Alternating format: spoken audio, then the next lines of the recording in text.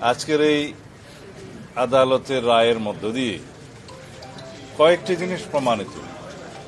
Fascist স্বৈরাচার যত শক্তিশালী হোক, যত দীর্ঘদিনই রাষ্ট্র ক্ষমতা অবৈধভাবে পরিচালিত করুক, ক্ষমতা ভোগ করুক, তারা একদিন না একদিন আদালতের কাঠগড়ায় তাদের দাঁড়াতেই হবে।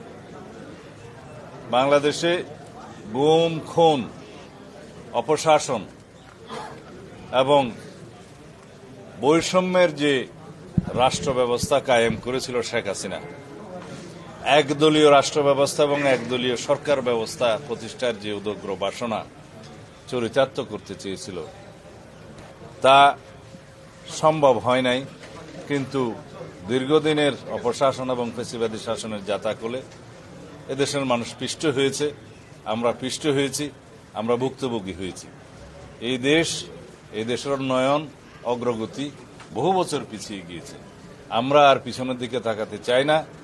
দেশে ন্যায় বিচার প্রতিষ্ঠা হবে সর্বক্ষেত্রে, আইনের শাসন প্রতিষ্ঠা হবে সর্বক্ষেত্রে, এবং এর মধ্য দিয়েই আগামী দিনে একটি শক্তিশালী গণতান্ত্রিক রাষ্ট্র বিনির্মাণ হবে।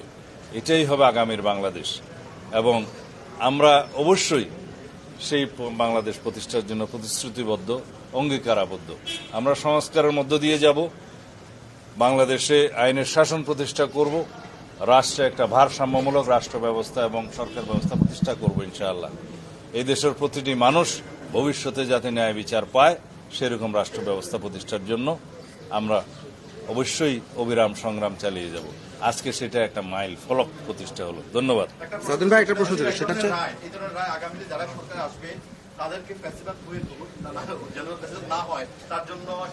এই বিচার হচ্ছে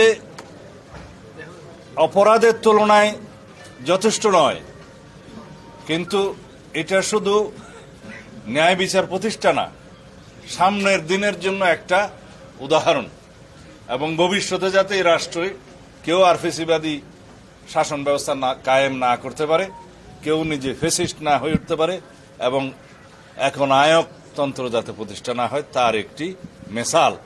এটা ভবিষ্যতের জন্য একটা শিক্ষা, শুধু অতীতের জন্য বিচার নয়। এটা আমাদের মনে রাখতে হবে।